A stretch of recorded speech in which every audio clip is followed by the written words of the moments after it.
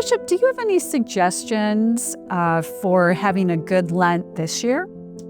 Of course, a good Lent is rooted in prayer, fasting, and almsgiving, but for each individual, beyond what the church requires of us in terms of fasting and abstinence, we should ask ourselves, how do we want to enter into that? And so everyone should take a little bit of time to pray. What am I called to give up, or what am I called to do that I haven't been doing, I need to do more of in terms of almsgiving? What should I fast, and how can I intensify my prayer?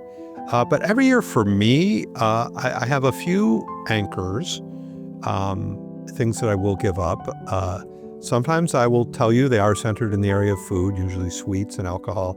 And I don't want to give people the golden free pass, but I do think charity also plays a part in this. If I'm at somebody's house and it's like, they're bringing out the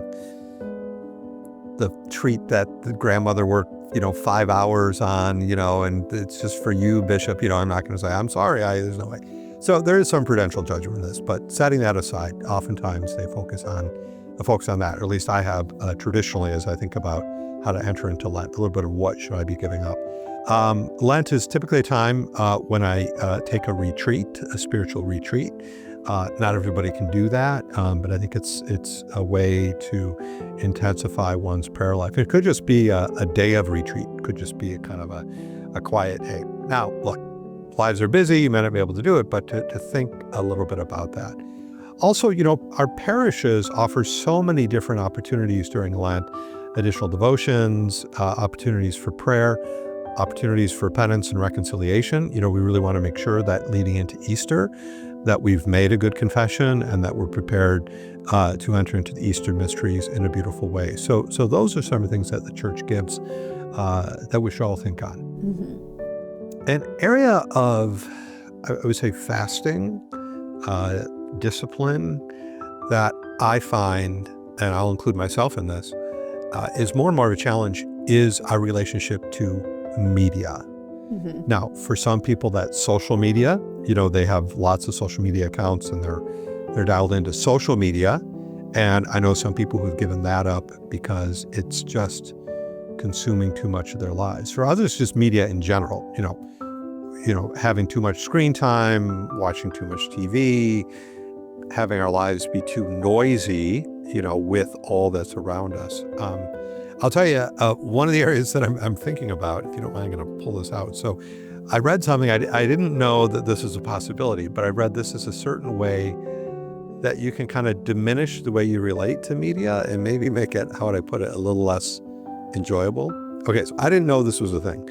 But you can actually take your phone and change it from color, like your old color TVs, to a black and white. They call it a grayscale.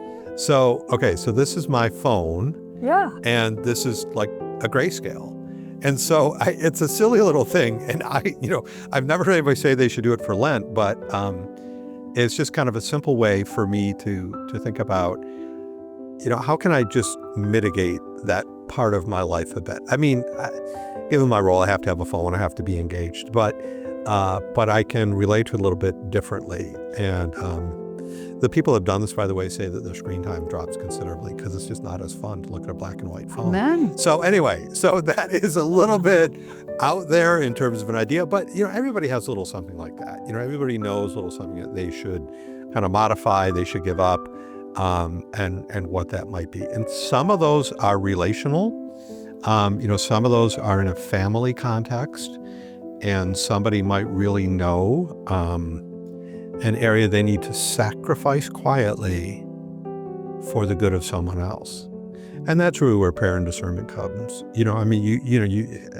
I have a lot of engagement with married couples, and sometimes you can get into winners and losers and who's going to do this, who's going to do that. And to really say for these 40 days, you don't, in fact, I would advise you not tell your spouse that you're, doing this, but to say, yeah, you know what?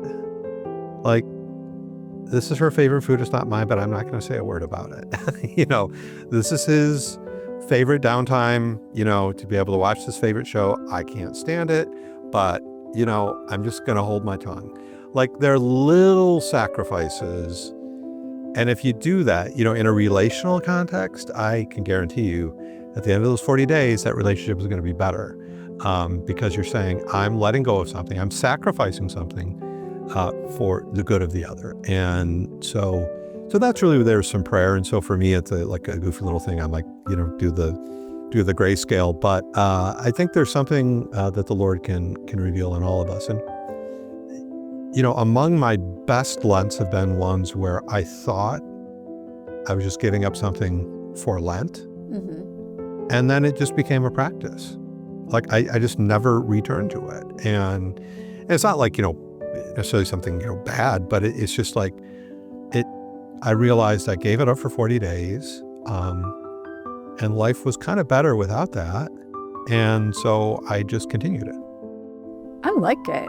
I'm going to do the grayscale thing. All right. I am all in.